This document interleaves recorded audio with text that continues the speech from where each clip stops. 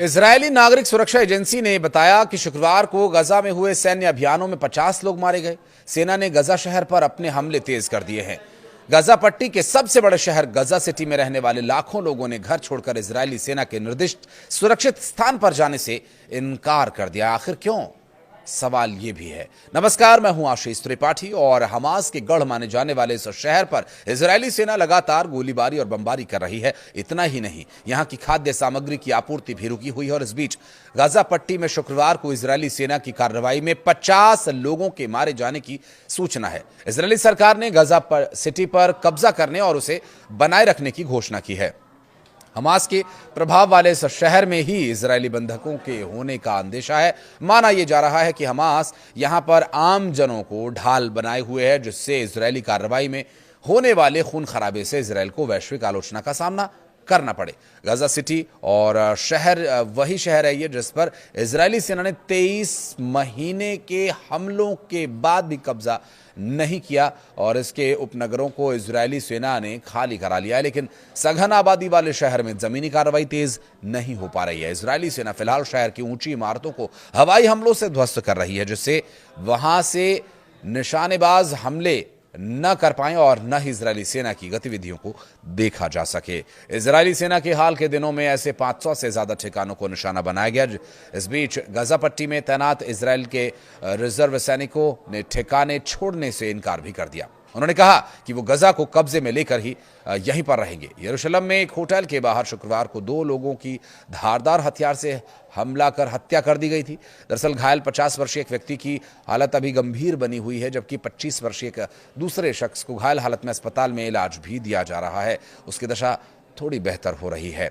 मरने वालों के अलावा इन लोगों को चोट भी आई थी। इजरायल पुलिस ने इसे आतंकी वारदात कहा था और इससे पहले यमन के हूती विद्रोहियों ने रविवार को इजरायल के एयरपोर्ट पर ड्रोन से हमला किया था। इजरायली सेना ने कहा कि हूतियों की ओर से दागा गया एक ड्रोन देश की बहुस्तरीय वायु रक्षा प्रणाली को भेदते हुए देश के दक्षिणी हवाई अड्डे पर गिरा और इस हमले में हवाई अड्डे की खिड़कियों के कांच तक टूट गए। इससे एक व्यक्ति घायल हुआ और कुछ समय के लिए वाणिज्यिक हवाई क्षेत्र को बंद रखना पड़ा। इजरायल का कहना यह है कि ड्रोन रेमन हवाई अड्डे तक पहुंचा, लेकिन इससे सीमित नुकसान हुआ। हमले के कुछ घंटों में उड़ानें फिर से शुरू कर दी गईं। इजरायली सेना ने कहा कि ड्रोन हमले से पहले कोई चेतावनी सायरन नहीं बजा। घटना के बाद ये जांच की जा रही है कि ड्रोन को पहचानने में आखिर नाकाम कैसे हुए ये और नाकामी क्यों इनके लिए एक बड़ा सबब बन सकती है, क्योंकि बहुस्तरीय एयर डिफेंस सिस्टम को फेल कर देने वाला ये ड्रोन कैसे वहां तक पहुंचा, ये एक गंभीर चिंता होगी। और हूतियों ने इस हमले की जिम्मेदारी ली थी और ये ड्रोन अटैक यमन के हूती विद्रोहियों के कब्जे वाली राजधानी सना पर इजरायली हमलों के बाद हुआ। इसमें हूती प्रधानमंत्री और दूसरे शीर्ष अधिकारी मारे गए थे। इस हमले से यमन और इजरायल के बीच करीब 2 साल से चल रहा संघर्ष और बढ़ने का अंदेशा पैदा हुआ था और वो अंदेशा सही भी साबित हुआ जब इजरायल ने दोबारा से हमला किया। और इजरायल ने कहा कि हूती विद्रोहियों ने, जब उस वक्त ये हमला हुआ था उस वक्त इजरायल ने कहा था कि हूती विद्रोहियों ने बीते रविवार को एक के बाद एक कई ड्रोन्स दागे, इनमें से अधिकतर को इजरायल के बाहर ही एयर डिफेंस सिस्टम ने नष्ट कर दिया, जबकि एक ड्रोन इजरायल के दक्षिणी शहर इलैट के पास स्थित रेमन इंटरनेशनल एयरपोर्ट तक पहुंच गया और टर्मिनल इमारत से जा टकराया। हूती विद्रोहियों ने इस साल मई में इजरायल के एक मुख्य हवाई अड्डे पर मिसाइल से हमला किया था और इससे 4 लोग घायल हुए थे और इसके बाद कई विमानन कंपनीज ने महीनों तक इजरायल के लिए अपनी उड़ानों को रद्द कर दिया था और इसके बाद अब ड्रोन से इजरायली एयरपोर्ट को निशाना बनाया गया।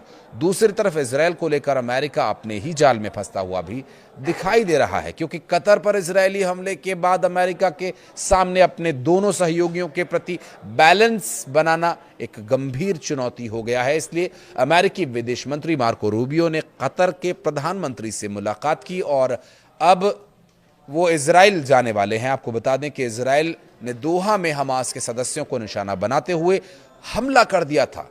इसमें कतर के भी एक जवान की मौत हो गई थी और इजराइल की इस हरकत पर डोनाल्ड ट्रंप ने भी नाराजगी जताई। अमेरिका की भी नीति है कि गजा को लेकर जो नीति बहुत स्पष्ट तो है नहीं, तो इसलिए भी अमेरिका की नीति को लेकर बार बार सवाल उठते हैं। और एक तरफ वो इजराइल का खुलकर समर्थन करता है और गजा पर कब्जे को लेकर प्लान बनाता है, तो वहीं दूसरी तरफ वो युद्ध विराम के लिए मध्यस्थता का भी दावा करता है।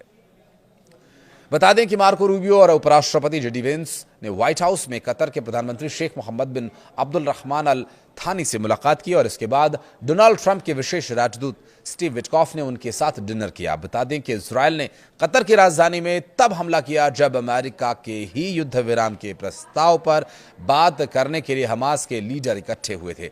हमास और इजरायल के बीच युद्ध विराम को लेकर अमेरिका और कतर मध्यस्थता कर रहे हैं। डोनाल्ड ट्रंप ने इस हमले से खुद को दूर किया था। वहीं यूएन में इजरायल के खिलाफ निंदा प्रस्ताव में अमेरिका भी शामिल था और बंधकों के परिवारों से मिलने के साथ ही मार्को रूबियो इजरायली अधिकारियों के साथ गजा पर आगे की योजना को लेकर चर्चा करेंगे। इसके अलावा वो पुरातात्विक स्थानों के लिए प्रसिद्ध सिटी ऑफ डेविड का भी दौरा करेंगे। तो वहीं कतर के प्रधानमंत्री ने कहा कि दोहा में हमास नेताओं पर किए गए हमले से इजरायल के नेताओं ने दिखा दिया कि उन्हें गजा पट्टी में बंधक बनाकर रखे गए लोगों की कोई परवाह नहीं। कतर के प्रधानमंत्री ने संयुक्त राष्ट्र सुरक्षा परिषद की एक आपातकालीन बैठक में यह बात कही। उन्होंने कहा कि अमेरिका के सहयोगी देश कतर पर मंगलवार को घातक हमले के साथ इजरायल ने सारी हदों को पार कर दिया।